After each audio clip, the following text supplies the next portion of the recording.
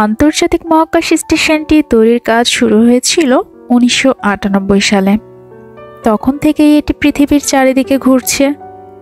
প্রায় আড়াই দশক ধরে মহাকাশে নভোচারীদের আবাসস্থল হিসেবে কাজ করছে আন্তর্জাতিক স্পেস স্টেশন বা আইএসএস। কিন্তু তার এখন বিদায় নেবার সময় হয়েছে। আর কয়েক বছরের মধ্যেই এটিকে কক্ষপথ থেকে ছাড়িয়ে হয় পৃথিবীতে নামিয়ে এনে ধ্বংস করা হবে, নয়তো এটি পৃথিবীর বাইরে নিক্ষেপ করা হবে। আইএসএস এর যাত্রা শুরু হয়েছিল ১৯৯৮ সালে রাশিয়ার তৈরি জাভরিয়া মডিউল দিয়ে। আজকে স্টেশন বিরাট রূপ নিয়েছে। এর দৈর্ঘ্য ১০৯ মিটার, একটা ফুটবল মাঠের সমান। এই আইএসএস হচ্ছে মহাশূন্যে মানুষের তৈরি বৃহত্তম কাঠামো।